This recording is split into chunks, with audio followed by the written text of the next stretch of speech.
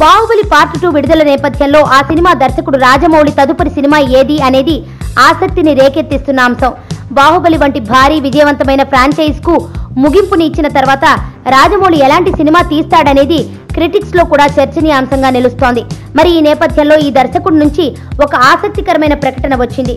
ఒక TV serial ను plan చేస్తున్నట్లుగా ప్రకటించాడు ఈయన. మరి రాజమౌళి ఏమిటి, టీవీ సీరియల్ ఏమిటి అంటే దాని వెనుక వేరే కథ ఉంది. బాహుబలి పార్ట్ 1 విడుదలయ్యాక అందులోని శివగామి పాత్ర కథను వివరిస్తూ ఆనంద్ నీలకంఠన్ అనే రచయిత ది రైజ్ ఆఫ్ శివగామి అనే కల్పితాన్ని రచించారు. నవల ఫార్మాట్ లో ఆయన ఆ కథను రాశారు. శివగామి నేపథ్యం గురించి, కట్టప్ప పాత్ర గురించి అందులో ప్రస్తావన ఉంది. రాజమౌళి అనుమతి మేరకే నీలకంఠన్ ఆ రచన చేసినట్టుగా తెలుస్తోంది. మొత్తం 40 పాత్రలను క్రియేట్ చేశాడట రచయిత. మరి బాహుబలి పార్ట్ 2లో ఈ నవల కథాంశం ఉంటుందా అంటే దానికి రాజమౌళి నో చెప్పారు.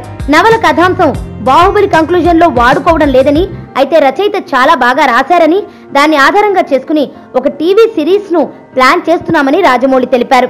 అయితే అది రొటీన్ సీరియల్ కాదని, మొత్తం 13 ఎపిసోడ్లతో దాన్ని ముగిస్తామని ఆయన తెలిపారు. అలాగే ఆనంద్ నీలకంఠన్ ఒక పాయింట్ చెప్పారని, దాని ఆధారంగా సినిమా చేస్తే చాలా బాగుంటుందని, అంతకు మించి ఇప్పుడే తనేం చెప్పలేనని రాజమౌళి అన్నారు. సుబ్బు, నీకు తెలుసా, నాకు ఎర్లీ మార్నింగ్ ఒక కల వచ్చింది. నువ్వు నన్ను జ్యువెలరీ షాప్కి తీసుకెళ్ళి వడ్డానం కొనిచ్చావంట. ఏ టైంకి? గుర్తులేదు సుబ్బు, 5 అనుకుంటా. అదే మరి 5కి మీ బాబు వచ్చి బిల్లు కట్టినట్టు నాకు కాల్ వచ్చింది.